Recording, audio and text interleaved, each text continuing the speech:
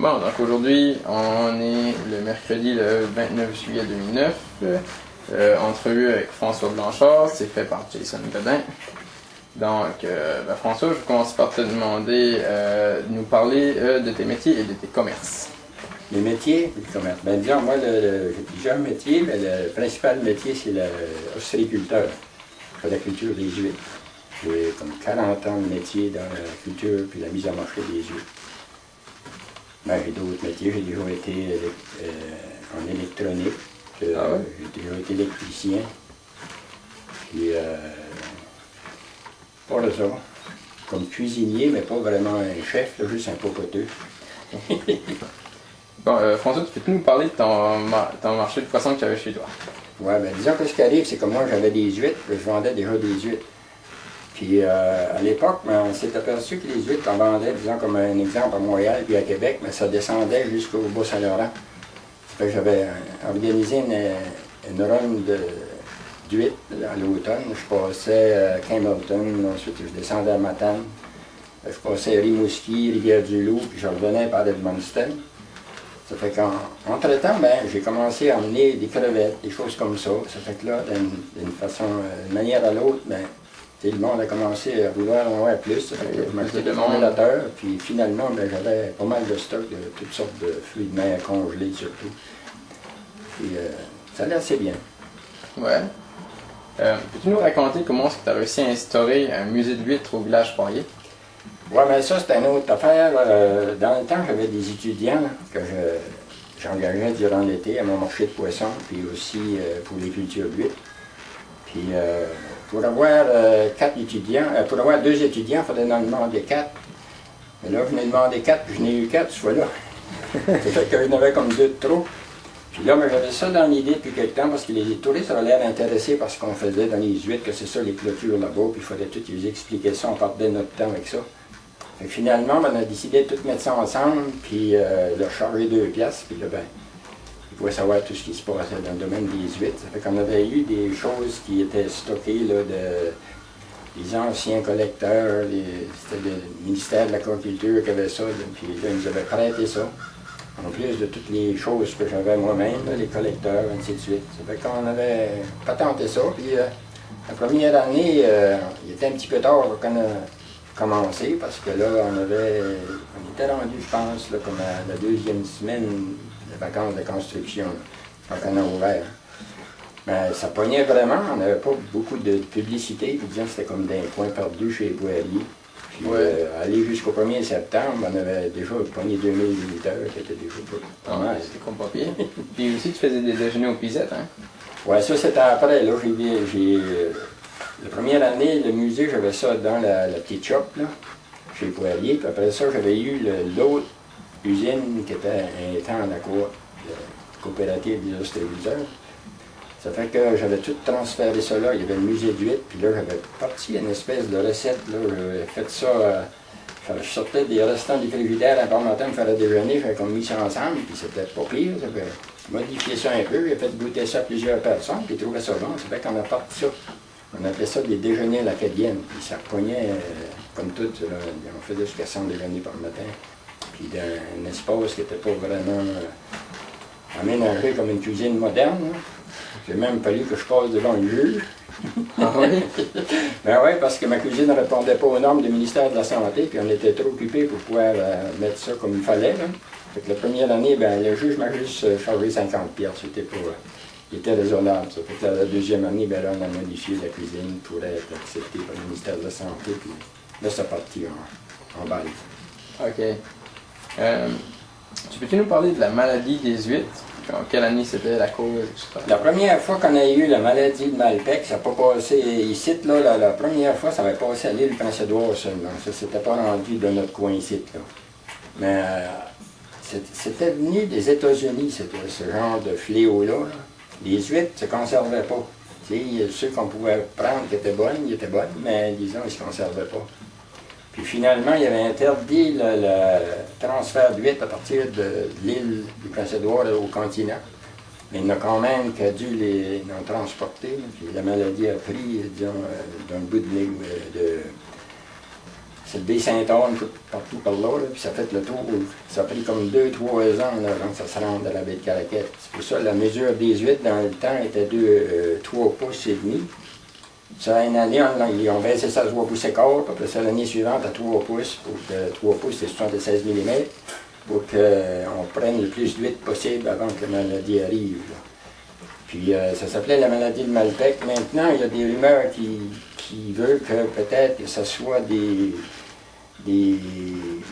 produits chimiques qu'ils utilisaient pour enrayer une espèce de, on appelle ça le eelgrass en anglais, du varette, là, qui nuisait à la culture des huîtres. Puis je pense qu'aux États-Unis, ils ont essayé de tuer ça avec un produit chimique, puis c'est de là que la maladie s'est partie. Mais ça, c'est pas officiel, là, mais c'est ce qu'on... C'est une hypothèse. C'est ça qu'on pense, là. OK. Tu as été longtemps champion d'ouvreur d'huîtres. Combien d'huîtres que tu peux ouvrir à la minute? Ben, c'est pas la minute, le championnat là-bas. Ben, disons, l'histoire de ça, c'est que nous autres, on faisait affaire avec L.P. Thibault à Montréal. Lui, il achetait toutes les huîtres, presque de la péninsule acadienne ici. Puis là, il y avait comme de la misère à vendre la standard, la choix, la fancy, ça se vendait bien, mais la standard, c'était un petit peu plus difficile. Ça fait qu'il avait organisé un concours d'ouvreurs d'huîtres à Montréal, le marché à Trois-Heures, tu sais, qu'on pouvait faire de la publicité, là, la radio était là, puis il y avait des artistes. Puis, ça fait que c'était comme une promotion pour essayer de pousser la standard. Puis là, ben, ils voulaient avoir le champion de notre bout pour ouvrir des huîtres, mais nous autres, on n'avait pas de champion. C'est là que j'ai décidé d'essayer. Je n'avais fait une pratique, je n'avais ouvert 20 dans une minute. Ça fait que là, ben, j'ai téléphoné à la compagnie L.P. Thibault, mais ils ont du monde. On aimerait bien que ça soit toi parce qu'on te connaît. Ça fait que là, on avait eu le premier concours d'ouvreur d'huîtres là-bas, au marché à Trois-Heures. Puis après ça, l'année suivante, on a décidé d'en organiser un au Festival de l'huître. Puis là, il y avait un des champions de Montréal qui était descendu nous rencontrer. Puis il y avait Thériault, Edgar Thériault, puis moi. On était trois. Puis là, j'ai gagné le premier championnat comme ça. Après ça, ben, toutes les années, ben, on avait le concours d'ouvreurs d'huîtres au festival. Puis là, c'était en 87, je pense qu'on avait des vraies belles huîtres. Puis dans ce temps-là, j'étais plus vite qu'à cette heure, j'étais plus jeune. J'ai réussi à en faire 83 dans 3 minutes.